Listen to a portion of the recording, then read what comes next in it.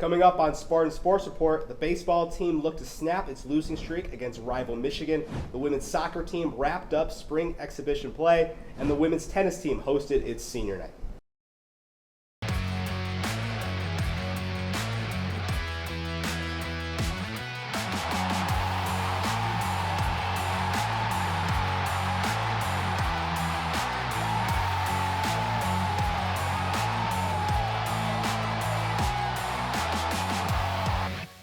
Welcome into the Spartan Newsroom for this all-new episode of the Spartan Sports Report. I'm Croy Green. And I'm Jack David. Croy, can you believe this is going to be our second to last show of the year? Wow, how time flies. I can't believe it, Jack. And on top of that, it's going to be both of our second to last shows ever. Ever, exactly. We're both seniors, and it's a really bittersweet feeling, just like how I felt after Michigan State baseball dropped their weekend series to the Wolverines. The Michigan State baseball team began its week with a trip to Notre Dame on Wednesday to battle the Fighting Irish.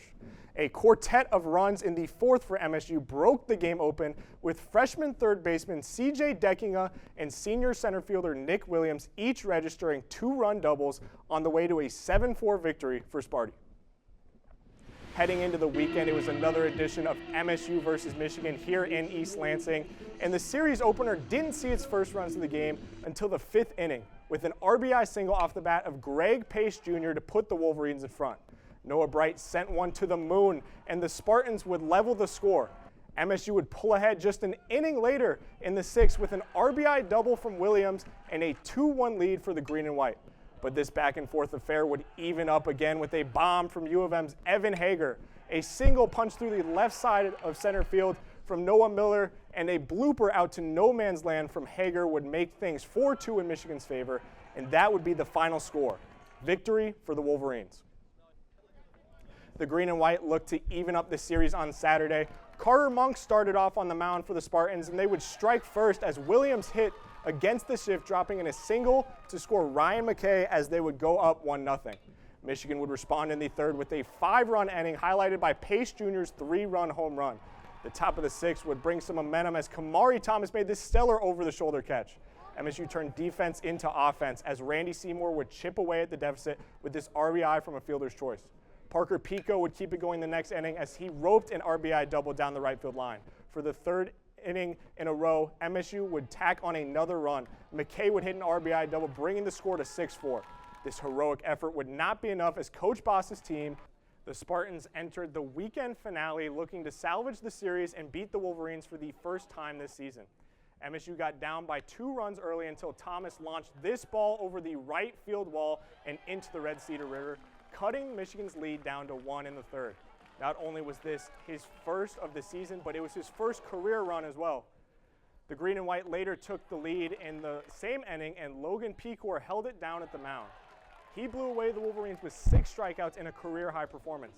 He also allowed just 4 hits, 1 earned run, and 0 walks in 5 innings. Good for his first earned win of the season and third of his career. The game was still within reach for U of M until Deckinga blasted his 5th home run of the year in grand style out to left field, his 5th RBI of the game, all but secured the Spartan victory on Sunday afternoon. Both sides were able to tack on a few more runs, including a 2-run shot from Seymour for his team-leading 12th of the season, and MSU ultimately took the game in a 10-5 final score. The Spartans look to keep momentum rolling against Oakland tonight.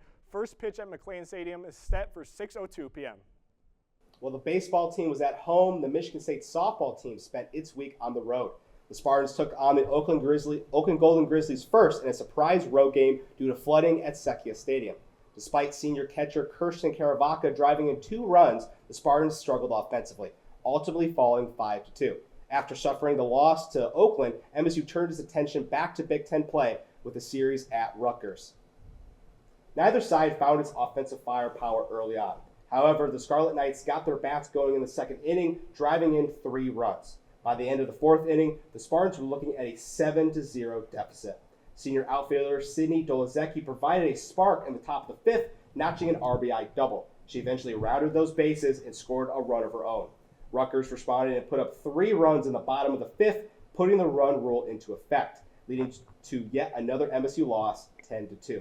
Moving on to Game 2, which was tied at 6 until the final inning when Caravaca knocked in a 3-run homer in the top of the 7th. It was her first home run of the season, and it gave the Spartans a 9-6 lead, which the Scarlet Knights could not answer, and MSU would walk away with its first win of the series. The Green and White looked to keep it rolling and take on their first conference series win on Sunday. Rutgers quickly jumped ahead with a pair of runs in the first and then added a trio of runs in the second. The Spartans lowered that deficit with runs of their own in the third and the fourth, but a Rutgers home run and RBI single in the fifth would bring the lead back to 5. Michigan State tried to make a last stand at the top of the seventh with a pinch hit 2-run bomb by junior utility player Sophia Grillo, but they ultimately fell to the Scarlet Knights 7-4 and will move on to 2-12 in conference play. The softball team will stay on the road with another conference series, this time against Northwestern, and that takes place this weekend. Michigan State's track and field team sent Dylan Terryberry and Tess Rossman to compete at the 44 Farms Invitational located in College Station, Texas this past weekend. Terryberry finished 4th in the men's decathlon with a personal best and an 8th all-time performance for the Green and White with a 7,425-point score. He would medal in javelin with a winning throw of 59.43 meters.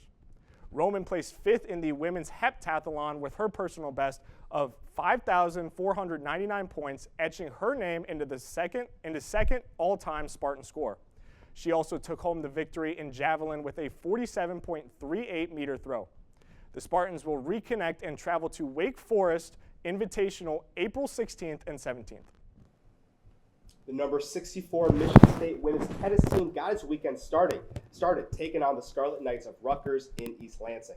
Sparty took command in the doubles section with the number 43 duo of sophomore Ellie Blackford and senior Matilda Morais clinching the doubles point. MSU kept things rolling by picking up the next 2 singles matches with Rutgers preventing the sweep. It was redshirt senior Hannah Titovitz capping off a dominant afternoon for Sparty, giving them a 4-1 victory. Following the win over Rutgers, Sparty stayed home to take on number 44 Maryland. The Trojans came out swinging, clinching the doubles point, leaving sophomore Amara Bromba and Titovitz double unfinished 4-5.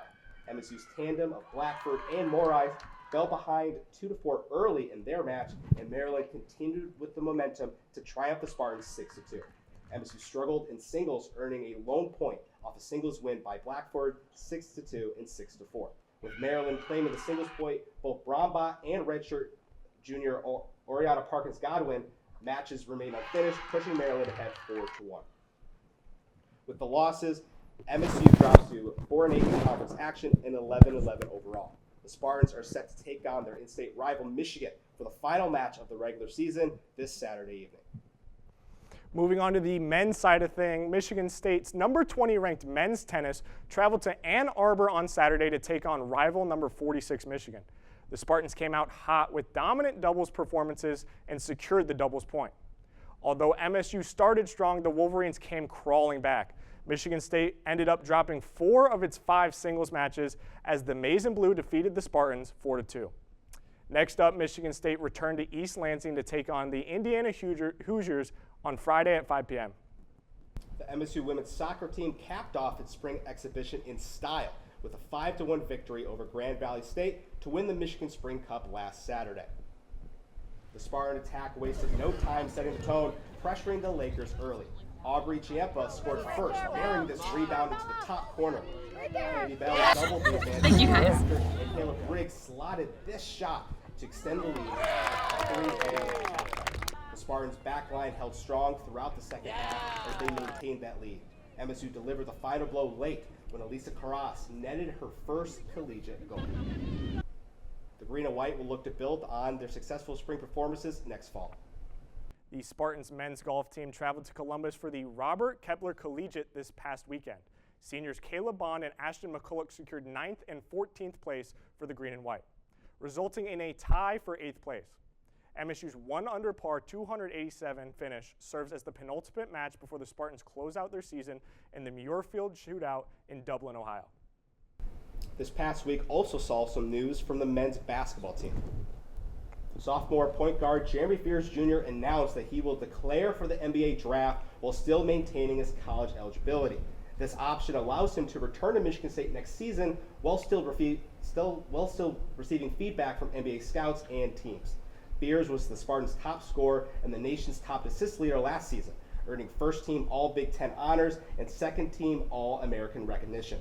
Fears has until May 27th at midnight to decide whether he wants to return to Michigan State or keep his name in the NBA draft. Thank you for tuning in to this week's episode of Spartan Sports Report. For more content, be sure to check out all of our social medias linked below, as well as the Spartan Newsroom website. I'm Jack David. And I'm Troy Green. We'll see you for our next show and our final show of the semester.